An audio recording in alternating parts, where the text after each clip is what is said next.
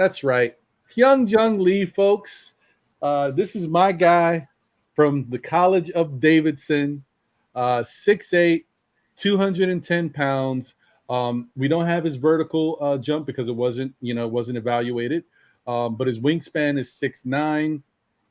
And if any of you have any idea about Davidson, you know that most recently a very now famous player went to Davidson. He was almost a New York Knick, but we missed out on him, and he wound up going to the Golden State Warriors. That's right, that's Mr. Steph Curry.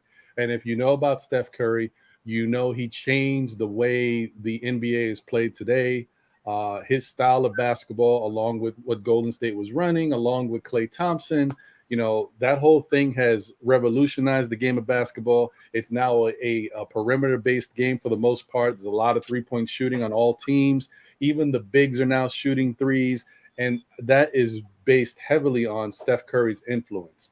So I bring that up because Hyunjung Lee had a chance to go to different schools, but he was recruited by Davidson, and they were used to having a guy who could light it up from outside in Steph Curry. And let me tell you something. Hyunjung Lee can light it up from outside. This guy's shot is pure. The stroke is right. The one thing you can say about him is that he has a quick release.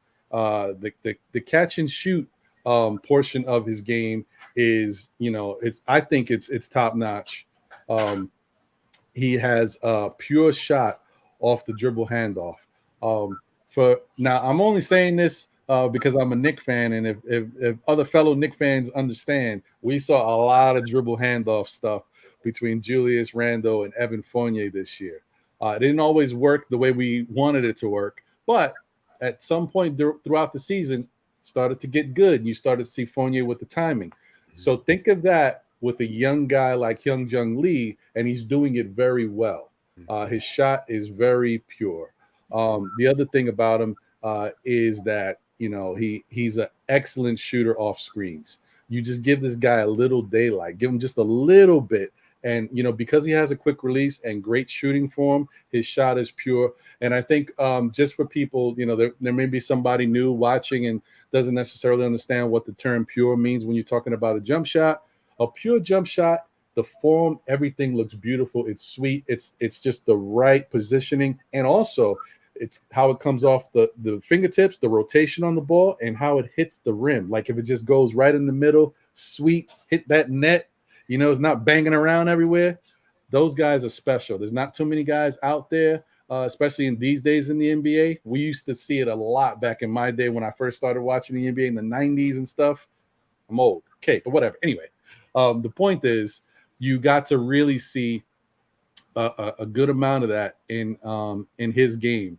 And if you look at his stats, he's a 3-year player at Davidson, right? His first year, he averaged 8.4 points. He played 20 minutes.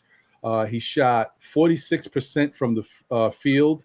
He shot 37% from the three-point line, and 85% from the free throw line, which is fairly good numbers for a player who can shoot pretty well.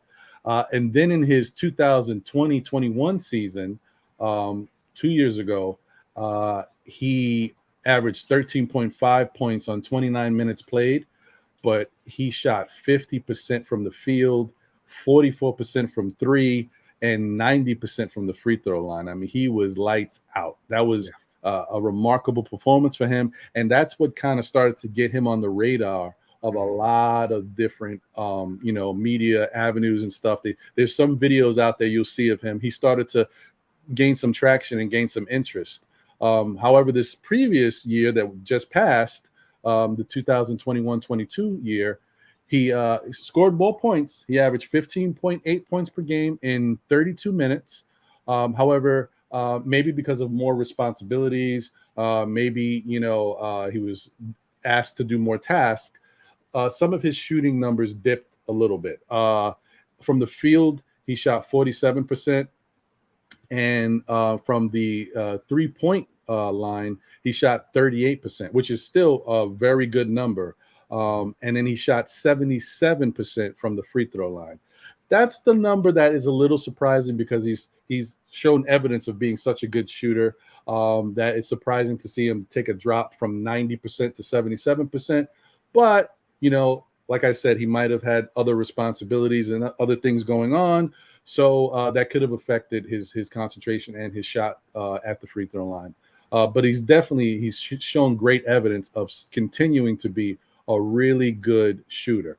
Now, how does that translate into the NBA? Well, if you go back into his strengths and weaknesses, you'll see that he does have good court vision, so that's a plus when it comes to being out there. He's not a total liability, but he is, to me, more of a one-dimensional player. His weaknesses are he lacks athleticism. He has bad positioning on defense, and because of that bad positioning, he can get picked apart on screens. There's a lot of video evidence of them running, the opposing team running screens on him, and guys are doing backdoor cuts. He's losing his man, and even if he's trying to go over the screen, his foot speed, he has slow foot speed, and that kind of hurts him. So he is a little bit of he's a lot of a liability. I'm not going to say that, because as a Knicks fan, I've seen guys like Kemba Walker and Evan Fournier struggle on the defensive end, but they're still in the NBA. They've still, those guys have carved themselves into the NBA for quite some time now. Now, with the Hyunjung Lee's skill set, he may struggle to really find the place in the NBA. I can see him being on the bench for a lot of different teams and getting spotty minutes. He's more like a Kyle Korver, maybe a JJ Redick type player. Although I would say JJ Redick was really good defensively and did some other things pretty well, which gave him a higher role. But you understand what I mean by those guys that are like catch and shoot guys. They come in, hopefully they come off the bench, they can light it up. If you guys are struggling with, with a lead or something, if the other team has gone off to a big lead, they help get you back into the game, and then you bring the starters back in, and then you go from there. So I could definitely see him joining a team and being that type of guy. A great fit for him would be the Golden State Warriors, but, Golden State has a bunch of those guys already over there. And I did mention Klay Thompson, so I think Hyunjung Lee would love it if he went undrafted to the Golden State Warriors. That would be great. He get to play with Steph Curry from his alma mater, and he get to play with his idol because Klay Thompson is who he modeled his game after. So I think he would be a very interesting person to be in the NBA, and I would look forward to seeing him. Like I said, he may go undrafted, but I think he deserves a shot to make an NBA team.